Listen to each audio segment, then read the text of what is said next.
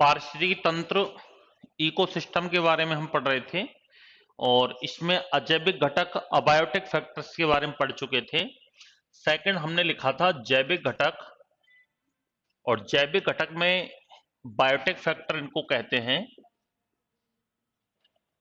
और ये कैसे होते हैं? ये सजीव होते हैं। बायोटिक फैक्टर कैसे होते हैं? सजीव होते हैं, जो कि एक दूसरे के साथ निम्न प्रकार के संबंध बनाए रखते हैं। पहला एक संबंध होता है इनमें, जिसको कहते हैं सहजीविता, सिम्बायोसिस कहा जाता है। सिम्बायोसिस सहजीविता का मतलब होता है जब दो जीव एक दूसरे पर निर्भर रहें, या दो जीव एक दूसरे से भोजन प्राप्त करें, या इसमें एक जीव को दूसरे जीव से भोजन, आवास आदि की प्राप्ति होती है। इस सहजीविता को हम दो भागों में बांट सकते हैं वैसे। एक तो होता है सहोपकारिता, म्यूटालिज्म, और एक होता है सहभोजिता, कॉमन सेलिज्म। सहोपकारिता को कहा जाता है प्लस प्लस प्रकार का संबंध, और सहभोजिता को कहा जाता है प्लस माइनस प्रकार का संबंध। प्लस प्लस प्रकार का संबंध, प्लस माइनस प्रकार का संबंध क्या होता है? प्लस प्लस का मतलब तो होता है जब दो जीव हैं, जैसे एक का नाम तो है ए, एक का नाम है बी। जब दोनों जीव एक दूसरे पर निर्भर रहें, या दोनों को एक दूसरे से क्या हो, लाभ हो, यानी ए तो बी से ले और बी ए से ले, तो उसको कहते हैं सहोपकारिता। और इसको कहते हैं प्लस माइनस नहीं, सॉरी, प्लस जीरो प्रकार का संबंध कहते हैं। इसको क्या कहते हैं? Plus zero. यानी जब इसमें एक जीव तो हमेशा रहे लाभ में, और दूसरा जीरो का मतलब तो है कि न तो लाभ हो और न ही इसमें हानि हो, तो उसको क्या कहा जाता है? प्लस जीरो प्रकार का संबंध कहते हैं। जैसे सबसे पहले प्लस प्लस की बात करते हैं, इसमें दोनों जीव लाभ में रहते हैं, ए भी रहता है और बी भी रहता है। कैसे? एक जीवाणु होता है जिसका नाम है राइजोबियम जीवाणु। क्या नाम है? राइजोबियम जीवाणु। राइजोबियम एक बैक्टीरिया होता है जो कि द्विबीजपत्री जो पादप होते हैं, द्विबीजपत्री का मतलब होता है डाइकॉट प्लांट। ये दो प्रकार के होते हैं, एक तो मोनोकॉट, एक होता है डाइकॉट। मोनोकॉट का मतलब होता है जिसका जो सीड होता है वो केवल एक पार्ट में हो, और डाइकॉट का मतलब होता है जिसका बीज पत्र दो भागों में हो, जैसे चना, मटर, मूंगफली, दालें, इनके दो पार्ट हो जाते हैं सेम, मटर वगैरह के। जबकि गेहूं के दो पार्ट नहीं होते सेम, तोड़ सकते हैं, टुकड़े हो सकते हैं, लेकिन दो पार्ट सेम नहीं होते। जैसे चने के होते हैं, मटर के होते हैं, ऐसे नहीं होते। बादाम के होते हैं, काजू के होते हैं, लेकिन बाजरे के नहीं होते, चावल के नहीं होते, मक्का का नहीं होता, ज्वार का नहीं होता। तो वो मक्का, ज्वार, बाजरा ये एक बीजपत्री कहलाते हैं। और जो द्विबीजपत्री दलहनी पादप हैं, जो जिनसे दालें वगैरह प्राप्त होती हैं, उनको कहा जाता है द्विबीजपत्री पादप। और द्विबीजपत्री जो प्लांट होते हैं, डाइकॉट जो प्लांट होते हैं, इनकी जड़ों में छोटी छोटी नोट्स होते हैं, यहां पर गांठें पाई जाती हैं। क्या पाई जाती हैं? गांठें। इन गांठों में एक जीवाणु पाया जाता है जिसका नाम है राइजोबियम जीवाणु। ये राइजोबियम जीवाणु उसी पौधे से भोजन प्राप्त करता है जिस पौधे की जड़ों में ये पाया जाता है, यानी अपना पोषण पौधे से ले रहा है। तो पौधा तो होया है जैसे ए, और जीवाणु होया बी। तो बी ए से ले रहा है, लेकिन ए बी से क्या ले रहा है? इसमें वायुमंडल में पाई जाती है नाइट्रोजन, और नाइट्रोजन पौधों के विकास के लिए बहुत ही जरूरी होती है। लेकिन समस्या क्या है कि जो प्लांट्स होते हैं, पेड़ पौधे होते हैं, वो नाइट्रोजन को नाइट्रोजन के रूप में उपयोग में नहीं ले सकते हैं। ये नाइट्रोजन को नाइट्रेट के रूप में या कंपाउंड के रूप में, यौगिक के रूप में लेते हैं। यहां तो एक गैस के रूप में है, ये कंपाउंड, ये तत्व के रूप में है, ये यहां पर कंपाउंड। और हमेशा प्लांट जो लेते हैं कभी भी नाइट्रोजन को नाइट्रोजन के रूप में नहीं लेते, किस रूप में लेते हैं? नाइट्रेट में। और नाइट्रोजन को नाइट्रेट में बदलने का काम कौन करता है? राइजोबियम करता है। यानी अपना पोषण उस पौधे से ले रहा है, बदले में पौधों को पोषण दे रहा है। कैसे? नाइट्रोजन को नाइट्रेट में बदलकर। ये क्रिया कहलाती है नाइट्रोजन स्थिरीकरण, नाइट्रोजन फिक्सेशन कहलाती है। क्या कहलाती है? फिर नाइट्रोजन फिक्सेशन कहलाती है। हालांकि कुछ जीवाणु ऐसे भी होते हैं वातावरण में, जैसे सूडोमोनास डीनाइट्रिफिकेंस, या बैसिलस डीनाइट्रिफिकेंस, ये क्या काम करते हैं, इस नाइट्रेट को पुनः किस में चेंज कर देते हैं, नाइट्रोजन में। ये क्रम चलता रहता है, जिसे नाइट्रोजन साइकिल कहते हैं। क्या कहते हैं, नाइट्रोजन साइकिल कहते हैं। ये नाइट्रोजन का नाइट्रेट में बदलना तो कहलाता है नाइट्रोजन स्थिरीकरण, और नाइट्रेट का पुनः नाइट्रोजन बदलना कहलाता है डीनाइट्रिफिकेशन। क्या कहलाता है, डीनाइट्रिफिकेशन, या इसको हिंदी में कहते हैं बीनाइट्रीकरण। क्या कहते हैं, बीनाइट्रीकरण। इसको कहते हैं नाइट्रीकरण, इसको कहते हैं बीनाइट्रीकरण। तो इसमें पौधे को भी पोषण मिल गया और बैक्टीरिया को भी मिल गया, तो ये संबंध क्या कहलाता है, सहोपकारिता कहलाता है। या यदि ये ऑप्शन नहीं है तो फिर आंसर क्या हो जाएगा, सहजीविता, सिम्बायोसिस हो जाएगा। दूसरा एग्जाम्पल, जैसे कीटों के द्वारा परागण क्रिया, पॉलिनेशन बाय इंसेक्ट्स। कीट जो होते हैं वो परागण क्रिया, पेड़ पौधों में एक क्रिया होती है, शुक्राणु का अंडाणु तक पहुंचना। ऐसे पेड़ पौधों में नर युग्मक का मादा युग्मक तक पहुंचना, मेल गैमेट्स का फीमेल गैमेट्स तक पहुंचना कहलाता है पॉलिनेशन। और पॉलिनेशन जो होता है वो कीटों के माध्यम से होता है, वायु से भी होता है, कीट से भी होता है, एनिमल से भी होता है। अब कीट क्या काम करते हैं, जैसे कोई भ्रमर है, भौरा है, कोई कीड़ा है, किसी फूल पर आकर बैठा, उस फूल से उसने क्या लिया, मकरंद लिया, यानी उसका रस उसने चूस लिया, यानी उसको तो क्या मिल गया, भोजन मिल गया। बदले में क्या काम कर रहा है वो, उसके पैरों में चिपक गए परागकण, उड़ करके दूसरे पौधे पर बैठा, वहां वो परागकणों को छोड़ देता है, यानी कीड़े को तो क्या मिल गया, पोषण मिल गया, पौधों में क्या हो गया, परागण क्रिया हो गई, पॉलिनेशन क्रिया हो गई। तो ये भी किसका उदाहरण है, सहोपकारिता का है। यानी दुनिया में से बहुत सारी चीजें एक दूसरे के मिल बांट के सहयोग से चल रही है। एक बार आईएएस में एक प्रश्न आया था, आईएएस प्री के एग्जाम में एक प्रश्न आया था कि मगरमच्छ पानी में मुंह खोल करके पड़े रहते हैं क्यों। आप देखना कभी जू वगैरह में आप गए हो तो मगरमच्छ थोड़ा सा स्थल पर आ जाता है, जमीन पर आ जाता है, और ऐसे मुंह खुला रखते हैं। वो क्यों रखते हैं मुंह खुला, क्योंकि उनके दांतों पर मछलियों के टुकड़े चिपके रहते हैं। मछली, जोंक, जो जलीय प्राणी है, एक्वाटिक एनिमल्स है, वो खाता है वो उनको। अब दांतों पर वो चिपकेंगे, सीधी सी बात है, टेस्ट तो करता नहीं है वो, तो वो हट जाए, वो तो चिपके रहेंगे, सीधी सी बात है। अब पक्षी आएगा, उड़ करके आएगा, तुरंत उसमें से एक टुकड़ा लेगा और वो भाग जाएगा, फिर पक्षी आएगा, दोबारा एक टुकड़ा लेगा उसके दांत में से, फिर भाग जाएगा। मतलब क्या निकल रहा है, मगरमच्छ के तो दांतों की सफाई हो रही है, और उधर भोजन किसको मिल रहा है, पक्षियों को मिल रहा है। दोनों को एक दूसरे से क्या हो रहा है, फायदा हो रहा है। तो उसके दांतों की सफाई कौन करते हैं, पक्षी करते हैं।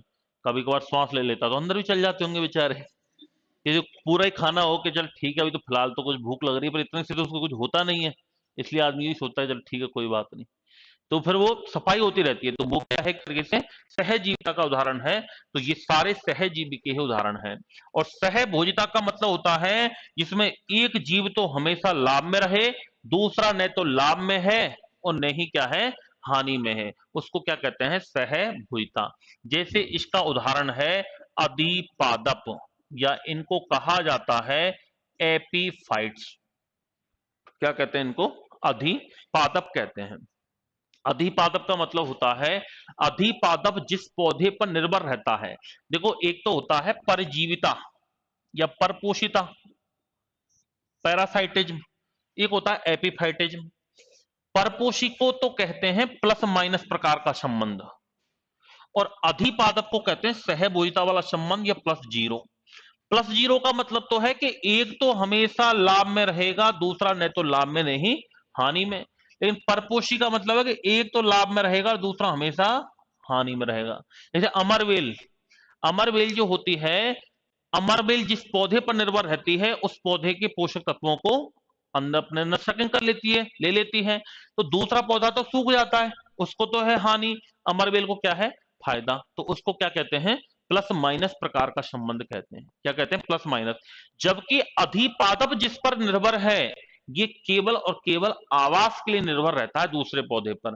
भाई एक तो यह है कि आप किसी दोस्त के रूम पे जाओ और वहीं सो जाओ और वहीं उसका खाना खा जाओ, खाना खाओगे जाके, और फिर खाना खाओगे तो कुछ लड्डू वड्डू भी खाओगे, उसके घर पे रखे हैं वो लड्डू भी खा गए आप, कुछ एक्स्ट्रा रखा है उसको भी खा गए, मन लग गया 2 दिन और रह गए वहां पे, यानी कई सारा आपने उसका नुकसान कर दिया।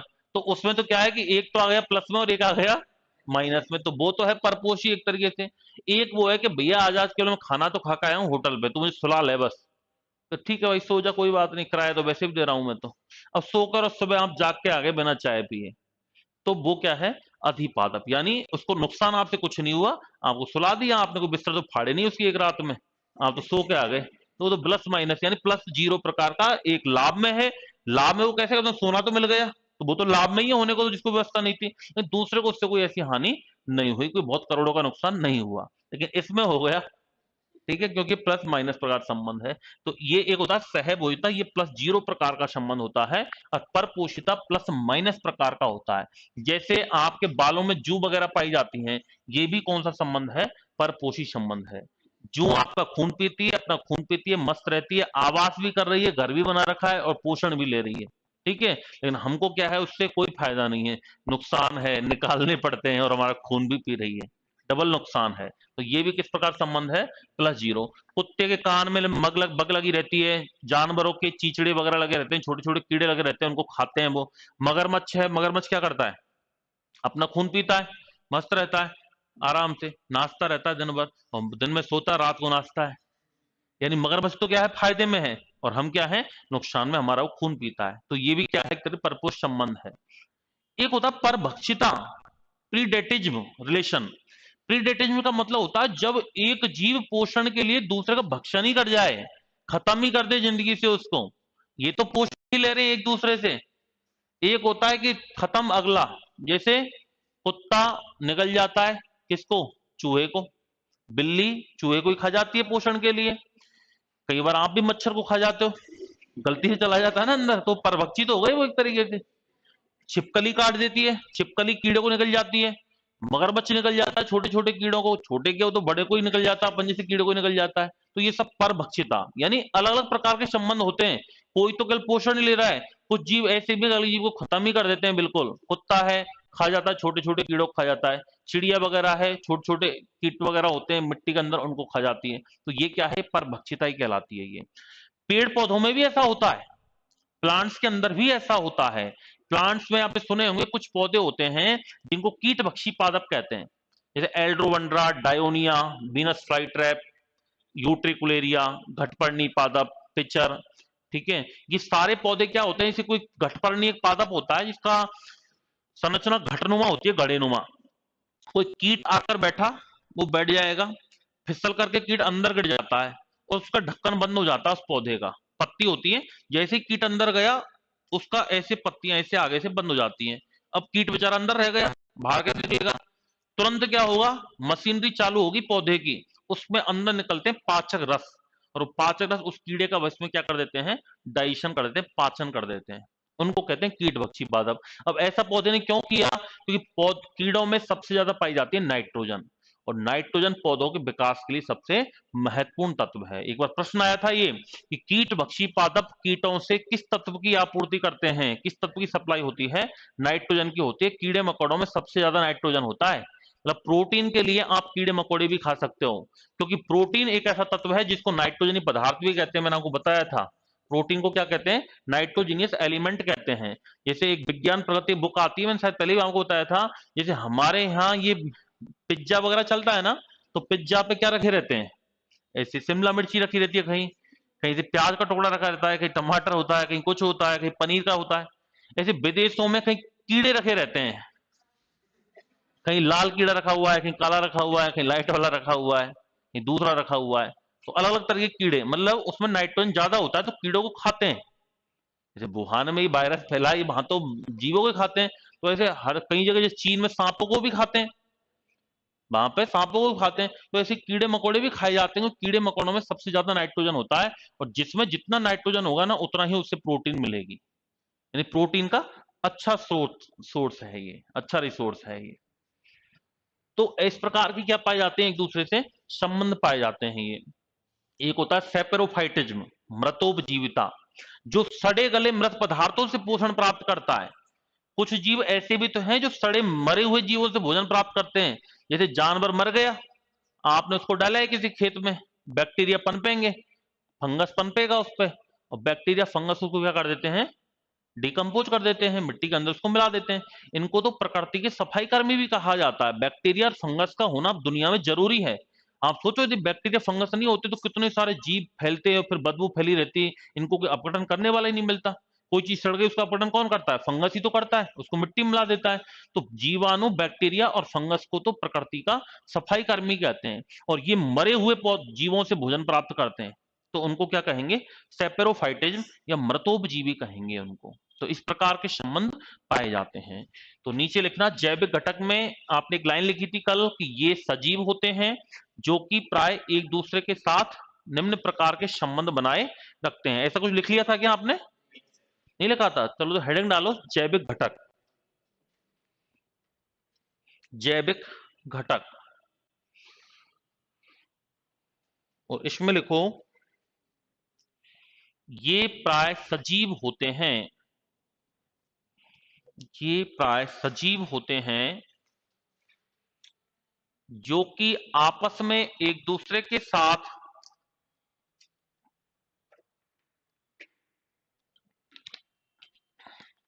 जो कि आपस में एक दूसरे के साथ निम्न प्रकार के संबंध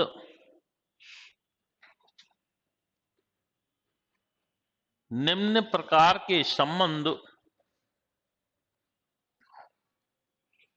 बनाए रखते हैं।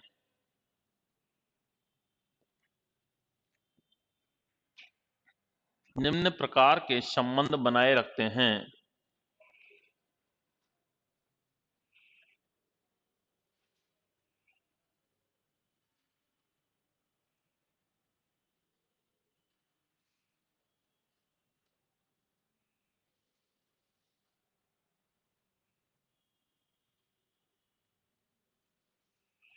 पहला लिखो सहजीविता। सहजीविता,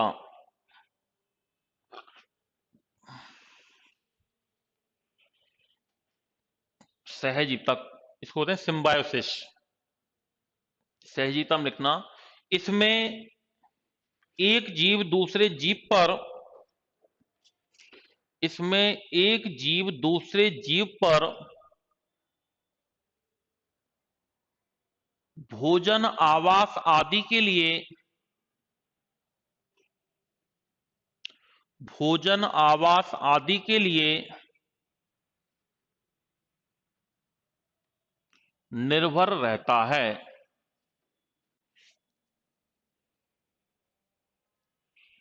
भोजन, आवास आदि के लिए निर्भर रहता है।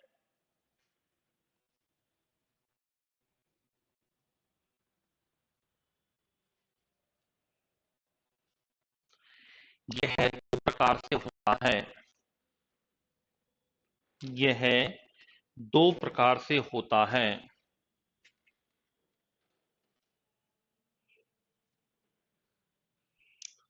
पहला लिखो सहोपकारिता।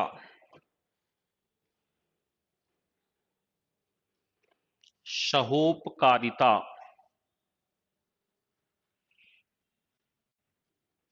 म्यूटालिज्म। सहोपकारिता में लिखना, इसे प्लस प्लस प्रकार का संबंध कहते हैं। इसे प्लस प्लस प्रकार का संबंध कहते हैं,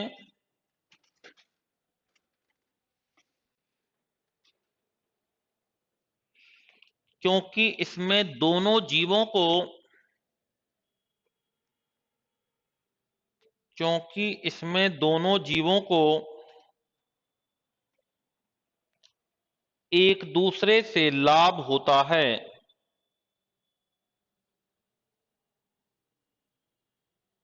एक दूसरे से लाभ होता है।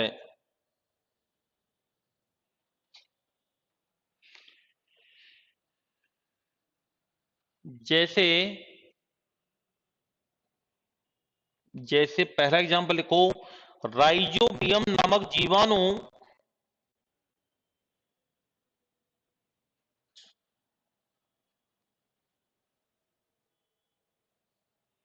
राइजोबियम नामक जीवाणु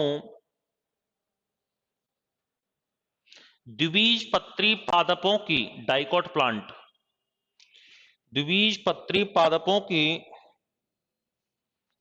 जड़ों में पाई जाने वाली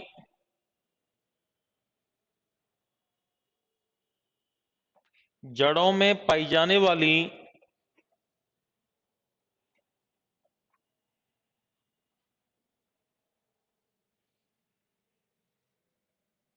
गांठों में पाया जाता है।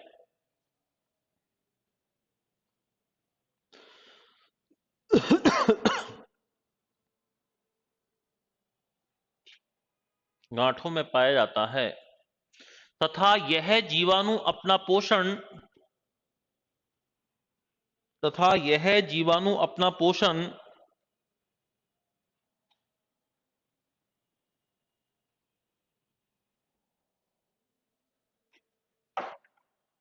उसी पौधे से प्राप्त करता है।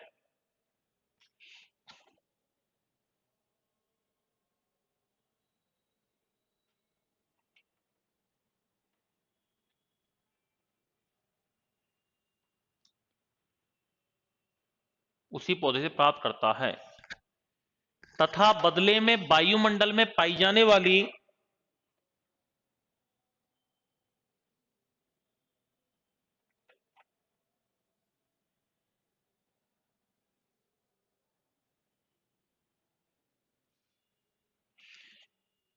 इसके बदले में वायुमंडल में पाई जाने वाली नाइट्रोजन को नाइट्रेट में बदलकर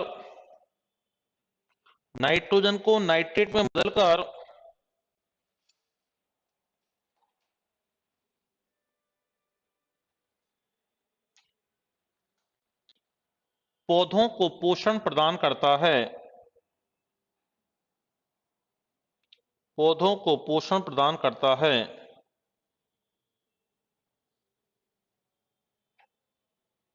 जिसे नाइट्रोजन स्थिरीकरण कहा जाता है। जिसे नाइट्रोजन स्थिरीकरण कहा जाता है।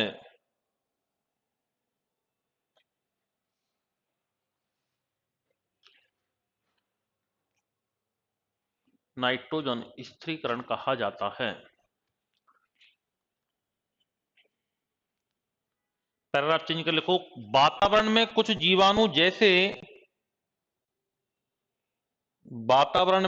जीवाणु जैसे स्यूडोमोनास डिनाइट्रिफिकेंस स्यूडोमोनास डिनाइट्रिफिकेंस स्यूडोमोनास डिनाइट्रिफिकेंस तथा तथा बैसिलस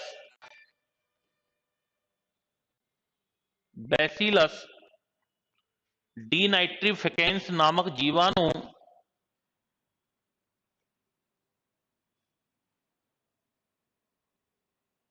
बैसिलस डिनाइट्रिफिकेंस नामक जीवाणु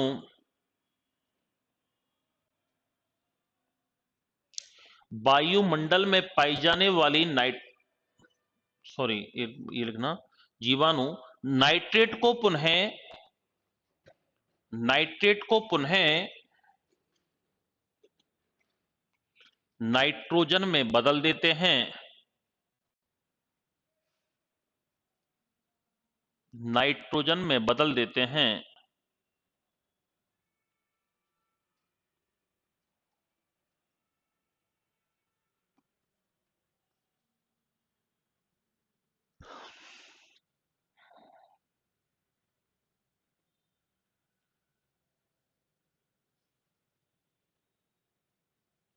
यह क्रिया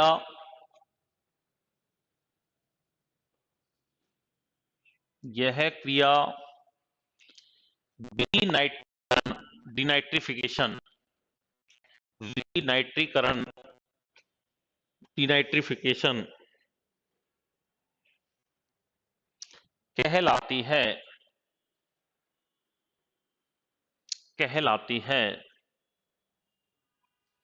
जो कि पौधों के लिए हानिकारक है। जो कि पौधों के लिए हानिकारक है।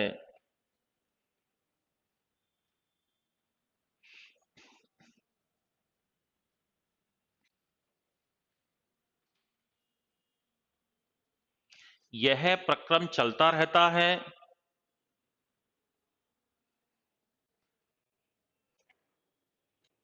यह प्रक्रम चलता रहता है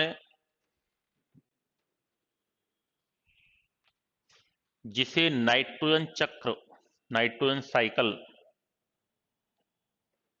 जिसे नाइट्रोजन चक्र कहा जाता है।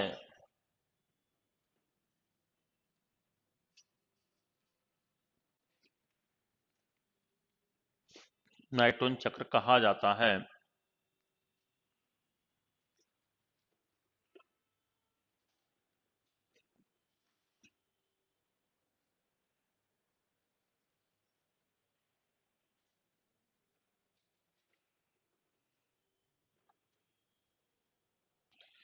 दूसरा एग्जाम्पल लिखना, कीटों के द्वारा परागण क्रिया, पॉलिनेशन बाय इंसेक्ट्स, कीटों के द्वारा परागण क्रिया।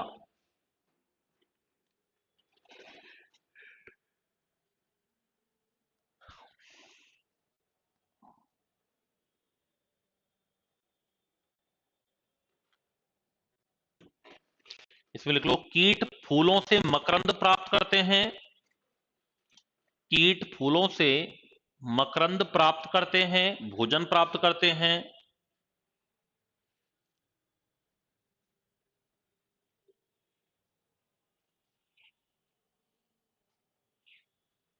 तथा ये परागण क्रिया में सहायक हैं, पॉलिनेशन।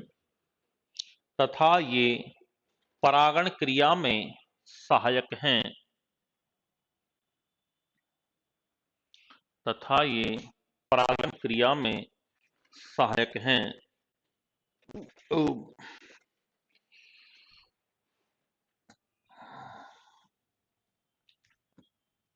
नेक्स्ट पॉइंट लिखना,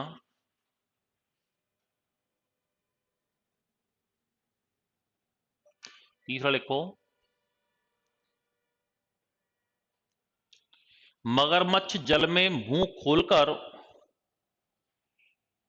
मगरमच्छ जल में मुंह खोलकर या स्थल पर, लिखना स्थल पर, मगरमच्छ स्थल पर मुंह खोलकर सोते रहते हैं या पड़े रहते हैं, सोते रहते हैं।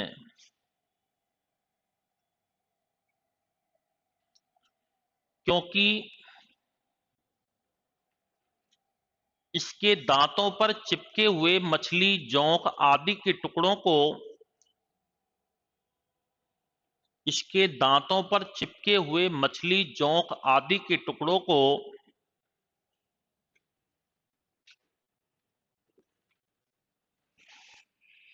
आदि के टुकड़ों को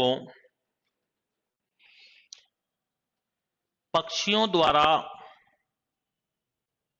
टुकड़ों द्वारा, पक्षियों द्वारा, टुकड़ों से पक्षियों द्वारा भोजन प्राप्त कर लिया जाता है। भोजन प्राप्त कर लिया जाता है।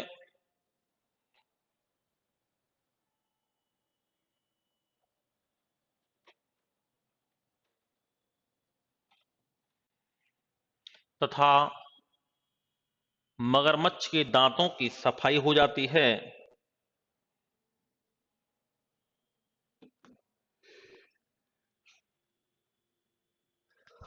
तथा मगरमच्छ के दांतों की सफाई हो जाती है।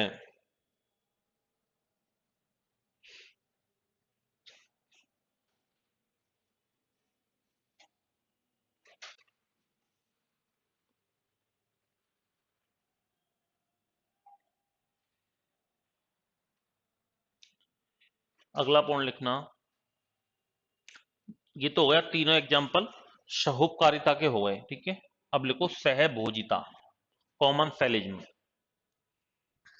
सहभोजिता, कॉमन सेलिज्म, सहभोजिता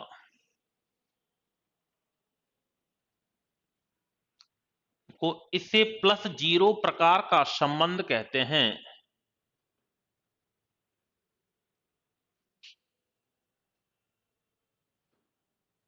इसे प्लस जीरो प्रकार का संबंध कहते हैं। प्लस 0 प्रकार का संबंध कहते हैं। इसमें एक जीव हमेशा लाभ में रहता है, एक जीव हमेशा लाभ में रहता है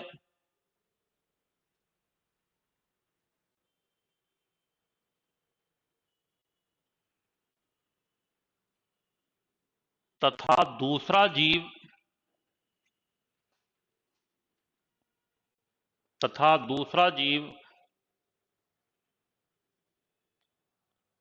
न तो लाभ में रहता है, न तो लाभ में रहता है और न ही हानि में, न ही हानि में। इसको जैसे अधिपादप, जैसे अधिपादप एपिफाइट्स, जैसे अधिपादप को ये दूसरे पौधे पर केवल अधिपादप के ब्रैकेट में, इसका एक एग्जांपल होता है आर्किड। आर्किड प्लांट का नाम सुना होगा। अधिपादप के ब्रैकेट में लिख लेना आर्किड। आर्किड एक प्लांट का नाम है और ये आर्किड अधिपादप प्रकार का पादप है ये, और ये सहभुजिता पोषण में आता है। अधिपादप के ब्रैकेट में लिख लो आर्किड प्लांट।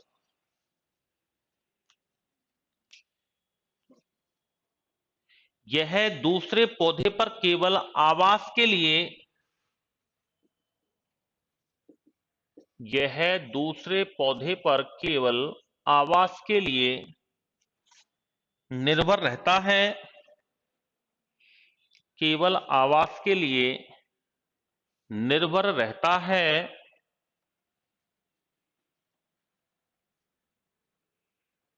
केवल आवास के लिए निर्भर रहता है तथा अपना पोषण तथा अपना भोजन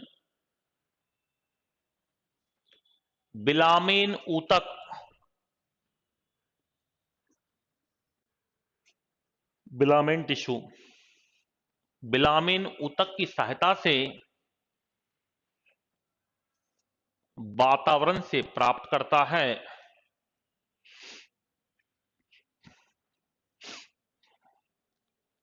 वातावरण से प्राप्त करता है।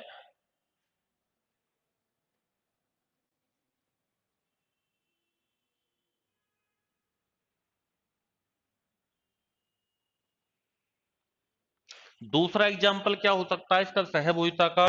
जैसे पेड़ पौधों पर गिलहरी है, बंदर वगैरह हैं, ये आश्रय प्राप्त करते हैं, रहते हैं, ये कुछ पक्षी वगैरह हैं रहते हैं, तो ये भी एक तरह से सहभोजिता का उदाहरण है, क्योंकि इससे पेड़ पौधों को कोई नुकसान नहीं होता है, लेकिन पक्षियों को क्या हो जाता है, फायदा है। अब जैसे आप सुनेंगे भाई पक्षी सा उसके फल खा जाते हैं या बंदर फलों को खा जाते हैं, तो फल खाना पेड़ के लिए कोई नुकसान नहीं है, उसका तो काम है, वो तो फलदायी है।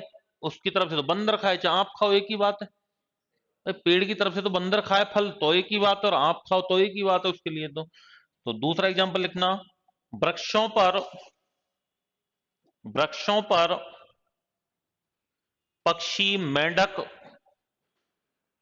पक्षी मेंढक गिलहरी बंदर, पक्षी गिलहरी मेंढक बंदर आदि आश्रय प्राप्त करते हैं या आदि निवास करते हैं। मेंढक भी वृक्ष पर पाया जाता है, लेकिन एक अलग ही प्रकार का मेंढक होता है, इसको वृक्षवासी मेंढक कहते हैं। ज्यादातर मेंढक तो जल में पाए जाते हैं, लेकिन एक मेंढक होता है जो वृक्षों पर भी पाया जाता है, उसको वृक्षवासी मेंढक कहते हैं। वो स्पेशल एक जाति होती है, बाकी सभी नॉर्मली जल व थल में होते हैं। तीसरा एक एग्जाम्पल लिख लो इसमें, ऊडोगोनियम, ये एक एल्गी का नाम है ये, ऊडोगोनियम। ऊडोगोनियम नामक शैवाल कछुए की पीठ पर पाया जाता है। ऊडोगोनियम नामक शैवाल कछुए की पीठ पर पाया जाता है। ऊडोगोनियम नामक शैवाल कछुए की पीठ पर पाया जाता है।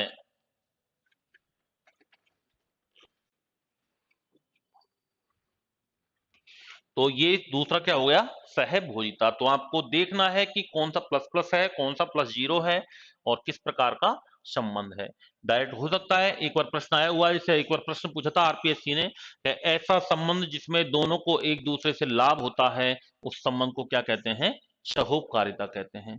ऐसे इसमें भी आ सकता है, और दोनों को मिलाकर क्या कहते हैं, सहजीविता कहते हैं। एक और एग्जाम्पल आप लिखेंगे, इंपॉर्टेंट है, वो रह गया था मेरे से, इसमें लिखना सहोपकारिता में। ठीक है, एक लाइकेन होता है, लाइकेन।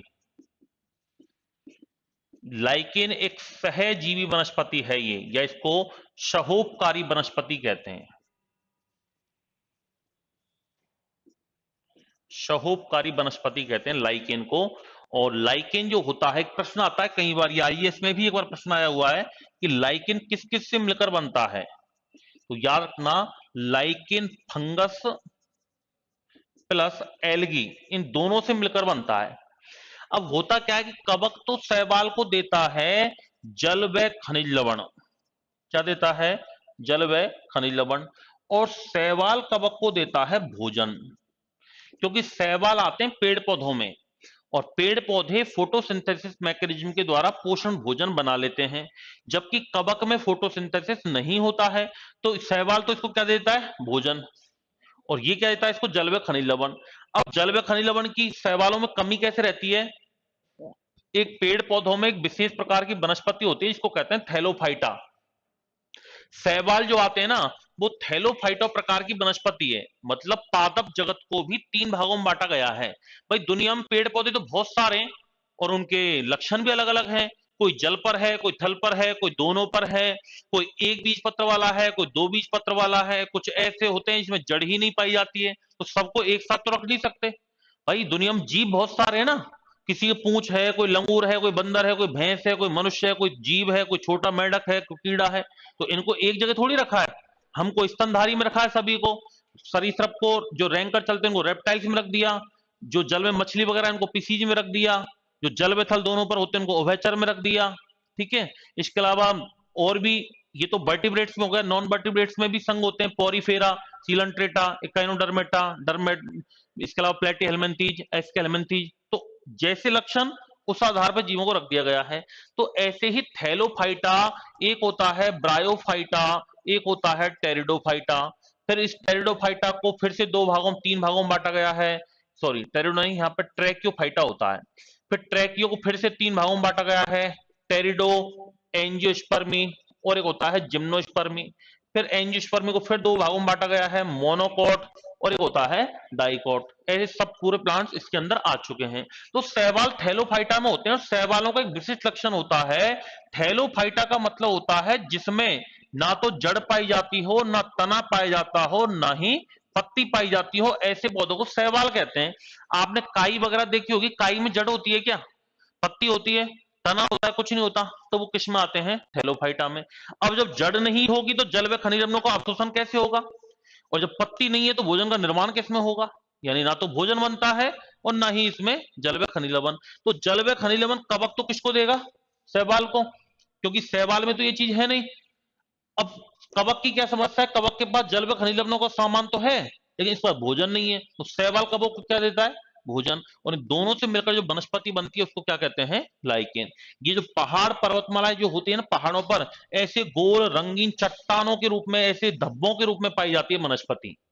कोई पहाड़ है, वहां पर ऐसे गोल गोल रंगीन, थोड़े बस गोलाकार आकृति के, रंगीन रंगीन, इसके अंदर कलरफुल चपटे, इस प्रकार के आकृति की आकृतियां बनी रहती हैं पहाड़ों पर, उन्हीं को क्या कहते हैं, लाइकेन कहते हैं। और एक प्रश्न आता है कि लाइकेन कौन से प्रदूषण के संकेतक होते हैं, वायु प्रदूषण, एयर पॉल्यूशन के संकेतक होते हैं, यानी जहां पर प्रदूषण होता है, जहां पर वायु प्रदूषण होता है वहां लाइकेन नहीं पाए जाते हैं, और जहां लाइकेन होते हैं वहां वायु प्रदूषण होता नहीं है। ये मान लो कि जहां प्रदूषण है तो वहां लाइकेन बनते नहीं है, और अगर कहीं लाइकेन दिखाई दे रहे हैं इसका मतलब वहां पर एयर पोल्यूशन नहीं है। और एयर पोल्यूशन तो हर जगह है, इसलिए लाइकेन बहुत कम दिखाई देते हैं, वो पहाड़ों पर दिखाई देते हैं। अगर कोई ऐसा, पहाड़ों के आसपास साधन तो चलते नहीं है, मनुष्य भी नहीं रहता है, एयर पोल्यूशन कहाँ हो रहा है, जहां वाहन चल रहे हैं, कार्बन मोनोऑक्साइड, सीसा, सल्फर, ये मिल रहा है, घुल रहा है। अब पहाड़ों पे तो आप देख लो, आप गांव में जाओ, पहाड़ों के आसपास कितना शुद्ध वनस्पति आपको मिलेगी, एकदम साफ मिलेगी। पेड़ पौधे एकदम हरे नजर आएंगे आपको। आप एक तो हाईवे के किनारे पर जो पेड़ पौधे लगे रहते हैं उनको देखना, उनकी पत्तियां काली दिखती हैं, भूरी दिखती हैं, हरी नहीं दिखती। क्यों? तो जितना भी सीसा, कार्बन मोनोऑक्साइड और डीजल की जो धुआं निकल रही है वो कहां जमा हो रही है? उसी पे हो रही है वो जमा। तो सोचो जब वो पत्तियां काली पड़ जाती हैं तो हमारे फेफड़े भी तो काले पड़ते होंगे। दिल्ली में रहने वाला प्रत्येक व्यक्ति 20 सिगरेट के बराबर धुआं निकलता है डेली। दिल्ली में जो व्यक्ति रहता है, एक बार अखबार में आया था, मैंने प्रश्न में पढ़ा हो कि एक व्यक्ति 20 सिगरेट के बराबर धुआं निकलता है दिल्ली में। इतना सारा पॉल्यूशन है। अब बहुत से तो सिगरेट अलग से पीते हैं, वो तो अलग बात है, वो तो 20 प्लस में हो गई। 20 तो महिलाएं भी पी रही हैं, लेडीज भी पी रही हैं, मतलब 20 तो हर कोई पी रहा है। अब सोचो 20 सिगरेटों का धुआं कितना होता है। जब बाहर तो बरसात भी होती है, बरसात से पत्तियां धुल भी जाती हैं, हवा भी चलती है, अब अंदर हमारे फेफड़े कितने काले पड़ जाते होंगे। तो ये पॉल्यूशन हमारे लिए बहुत ही खतरनाक होता है। तो पॉल्यूशन जहां पर है वहां पर लाइकेन नहीं पाए जाते हैं। तो ये लाइकेन एक सहजीवी वनस्पति का ही उदाहरण है। तो लाइकेन में लिख लो, यह सहजीवी या सहोपकारी वनस्पति का उदाहरण है।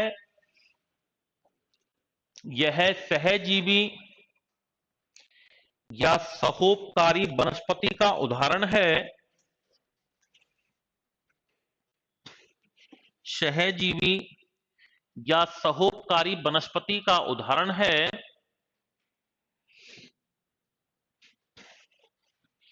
यह कवक तथा शैवाल से मिलकर बनती है। यह कवक तथा शैवाल से मिलकर बनती है।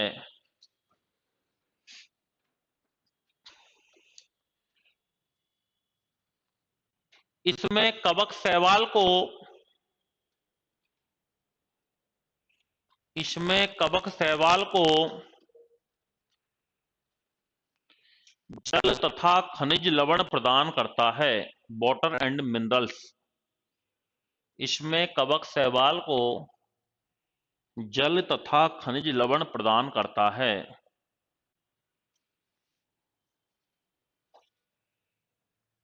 तथा शैवाल कवक को भोजन प्रदान करता है।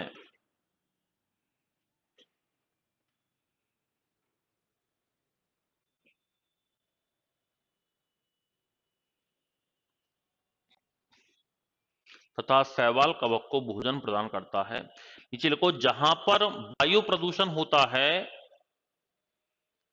जहां पर वायु प्रदूषण होता है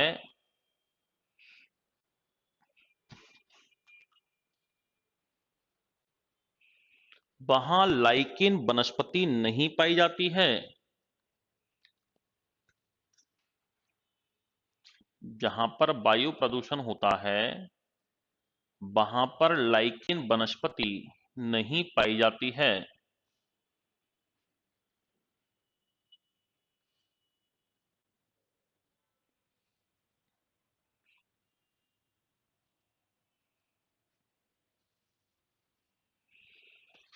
ये हो गया सहजीविता। दूसरा लिखना,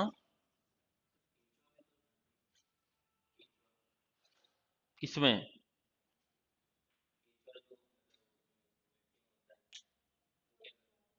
हाँ, वो एक तरीके से सहजीवी से मतलब पोषण प्राप्त करता है, बदले में खाद बनाता है। वो भी मिट्टी के लिए हो सकता है, प्रकृति के लिए सहजीवी का काम करता है।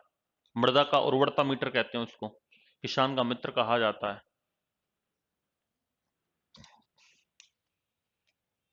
दूसरा लिखना, परजीविता, पैरासाइटिज्म। परजीविता,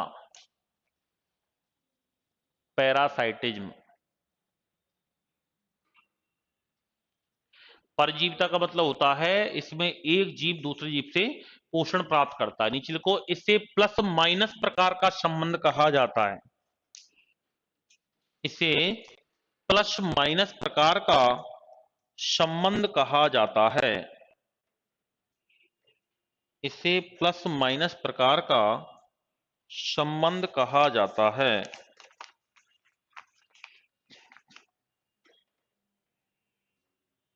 इसमें एक जीव हमेशा लाभ में रहता है।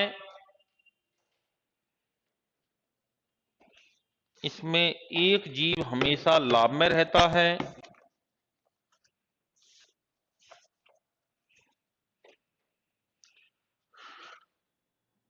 तथा दूसरा जीव हमेशा तथा दूसरा जीव हमेशा हानि में रहता है, हानि में रहता है।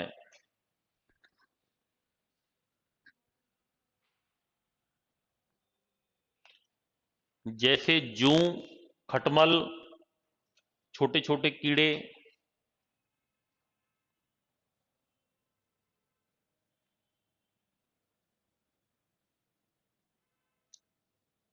जैसे परजीवी होता है एंटमीबा हिस्टोलिटिका, बताया था मैंने आपको, पेचिस का मुंह में होता है। पायरिया का परजीवी है एंटमीबा जिंजेवेलिस, वो भी कहाँ होते हैं, हमारे अंदर होते हैं। तो सारे क्या है, परजीवी हैं। अमरवेल है, परपोषी का उदाहरण है, दूसरे से पोषण प्राप्त करती है। तो इसमें लिख लो जूं, खटमल, इसके अलावा कीड़े मकड़े, मच्छर है, मच्छर है, अमरवेल, एंटमीबा हिस्टोलिटिका, एंटमीबा जिंजेवेलिस, एंट अमीबा हिस्टोलिटिका, एंट अमीबा जिंजेवेलिस आदि।